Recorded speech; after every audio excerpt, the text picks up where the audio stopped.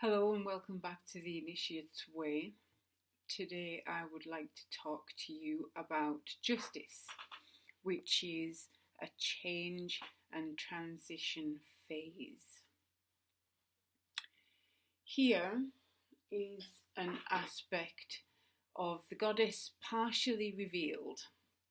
She's the goddess Sekhmet, and it is her function to help you restore ma'at, or balance. During this stage in the journey, you begin to weigh your actions against the motivations behind what you do and who you are. She pours clarity into the space around you and revelation into any difficult situations that you may be facing. She also reveals plain truths to you, whether you are ready to hear them or not. She is truth and fairness, and this power unleashed cuts through to the core. The goddess Sekhmet is balancing the scales, and she wields the sword of truth by the power of the intellect, bringing clarity, fairness, and justice. So this is a transitional phase where you are neither within or without, and you have the choice whether or not to willingly submit yourself fully to the process of karmic cleansing that you began in the last image, which is the Wheel of Fortune. The idea here of the soul going into a hall of judgment is presented here, whereby your actions, deeds, intentions can be weighed against the heart. This is not necessarily the judgment that one might expect at death when you review the whole of your life, but a cyclical review, which relates directly to the time of year associated with this image, that of October and the beginning of autumn in the northern hemisphere. So if we briefly consider the concept of the pagan New Year at Samhain, that is the summer's end and the time for the seasons to change. The symbolical and seasonal death is upon us, and the leaves fall from the trees as we begin the descent into the darkness of winter. Your internal link with nature means that at this time of year, as the nights are closing in, subconsciously the waning sunshine hints to your waking self that the time is right for heading into retreat and repose. So you should be allowing yourself the space to take stock of where you are, getting rid of the physical things that you don't need anymore by giving them away to those who do. This is the time for ridding yourself of any beliefs that don't fit because you have grown. Setting out goals for the next year ahead, and most importantly, taking the time out to remember your ancestors and the life that they gave you. In these times, sadly, the commercialism of Halloween has distracted many from its true meaning, in much the same way that the magic of winter solstice has been lost inside the materialistic giant that is Christmas. Your ancestral genealogy made you who you are today, genetically, physically, emotionally, spiritually, and otherwise, making you the bearer of those memories and lives which brought you into existence. Your family who have passed now live in your memories and in your heart, but they are still there at the central core of your being. You cannot run from who you are, and your family history is something that should be venerated and explored as much as possible. Teaching children about those figures who were once the head of generations past, who paved the way before you could begin to tread a path of your own destiny. This is something you could participate in every year at the festival of celebrating the dead, remembering where you came from and getting to know your roots as a crucial stage in your personal and spiritual development. How can you know who you truly are unless you've explored where and from whom you originated? Sometimes there may be karma that requires healing from past generations, and it may manifest as difficulties in life which appear to be out of your control.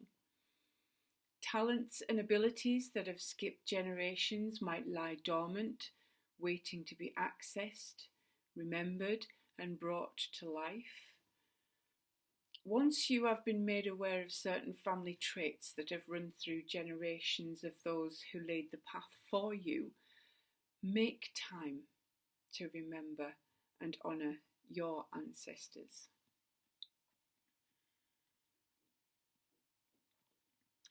So I have a couple of little questions I want to ask you before we do the path working. Are there situations in life that you could have handled better?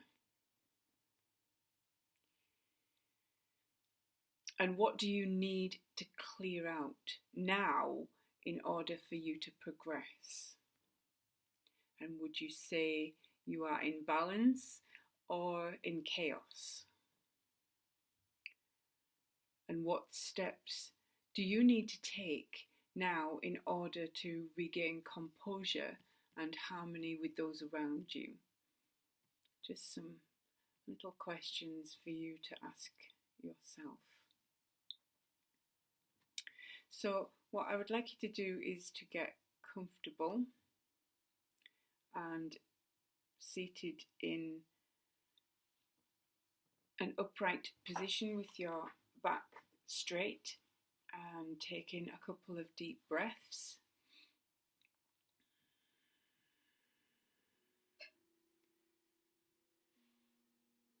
And I want you to close your eyes and start to begin to bring your attention and your energy inward. I want you to take a nice big deep breath and let it out slowly.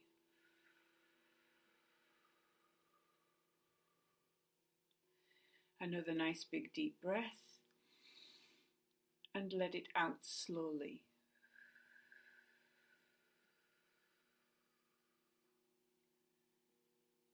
Take in another nice big deep breath and let it out slowly.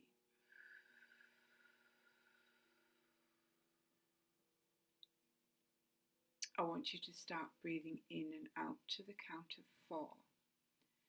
Breathe in, 3, 4, and out, 2, 3, 4. Breathe in, 2, 3, 4.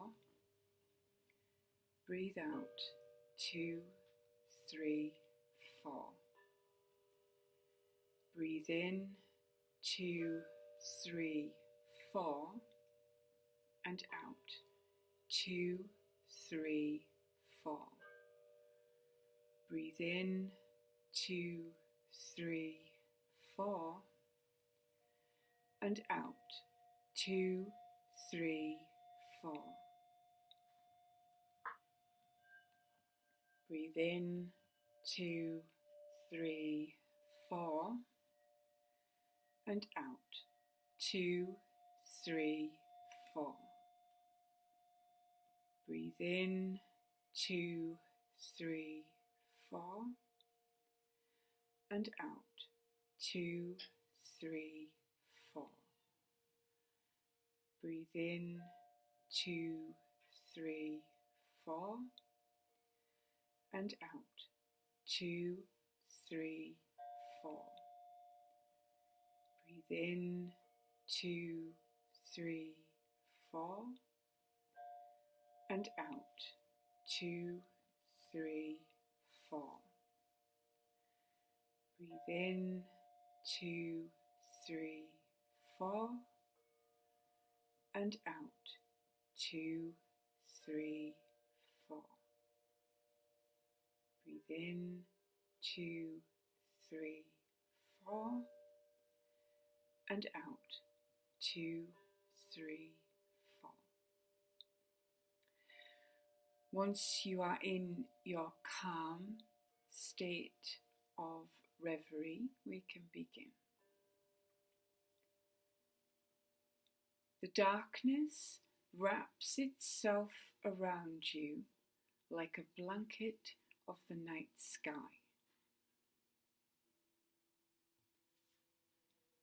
You are walking along a paved path which is illuminated, although you cannot tell where the light is coming from.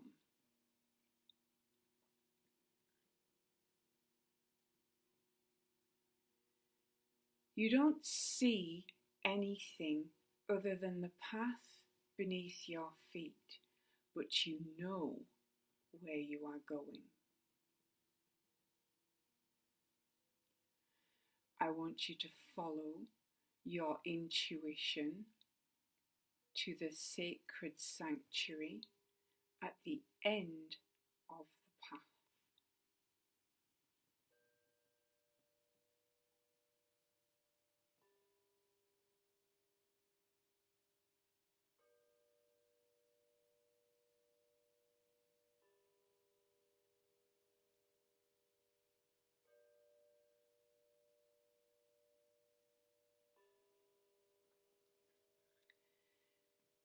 You reach a building that is lit by torches either side of a raised doorway.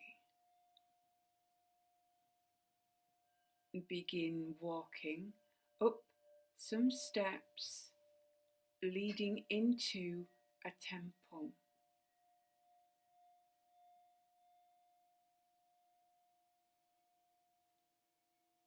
It is still and peaceful inside, and the floor feels cold. In front of you there are 2 columns either side of another set of stone steps which you begin to climb.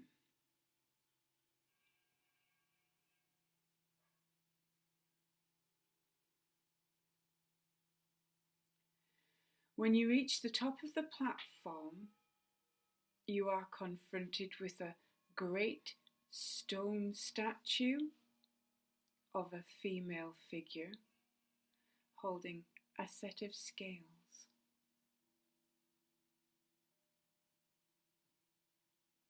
She sits alone in this sanctuary raised on a dais.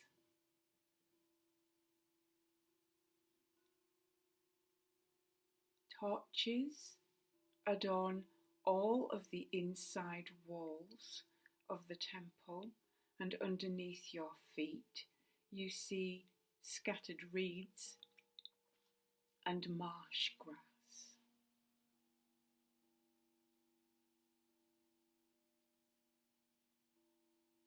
Up above you, the ceiling is painted in a precious midnight blue, with stars and birds adorning every available space.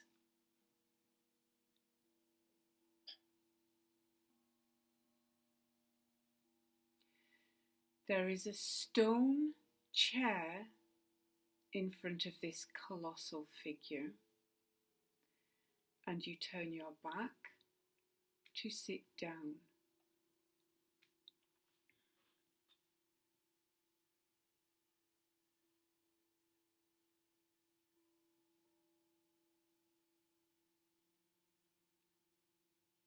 you converse with the energy that this great statue is projecting.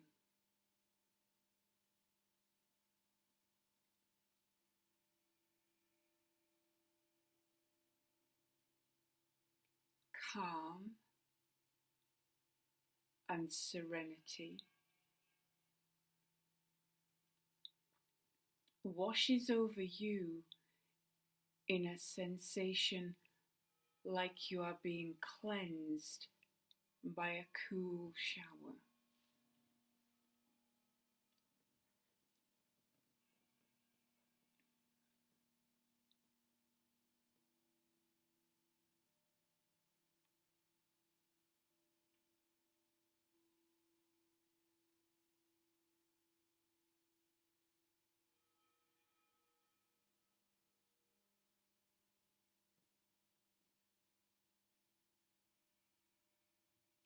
Call upon Sekhmet to help you.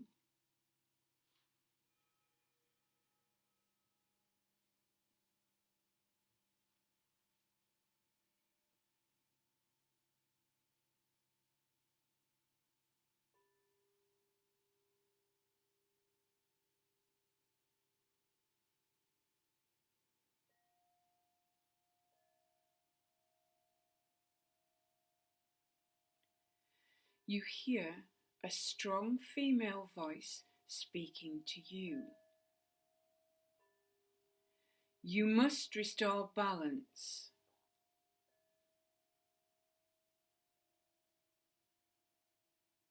Spend a few moments now aligning with balance. If there is anything that you need to let go of, do this now.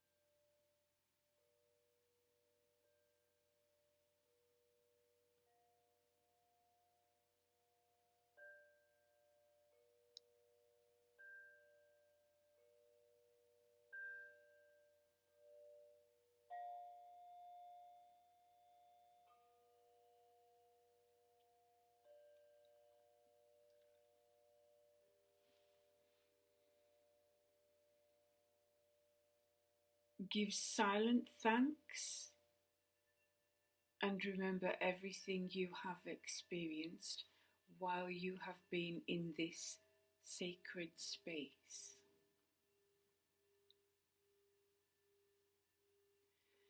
Get up from the stone chair, bid farewell for now, and walk back down all of the steps to the doorway.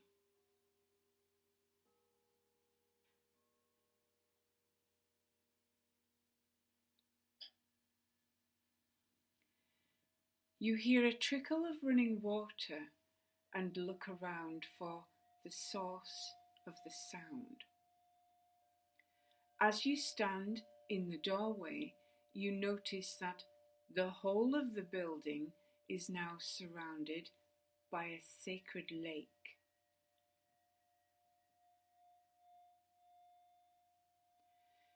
You can hear water trickling into the lake from lots of different places.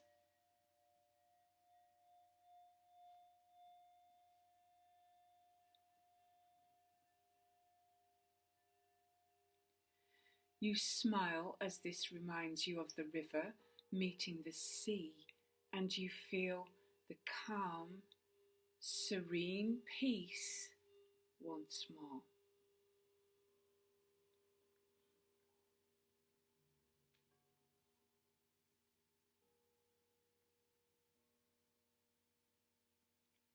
As you walk away from this temple, you feel as if you have been given a new lease of life, and that the gates have opened, releasing an unstoppable force of energy that you only have to seek within.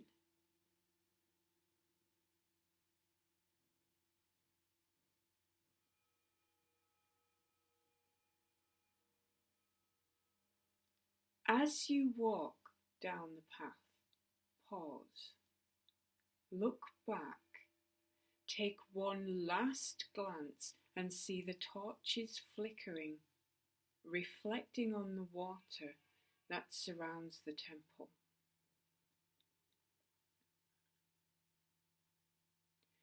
You feel renewed and come back with inspiration to put your affairs in order.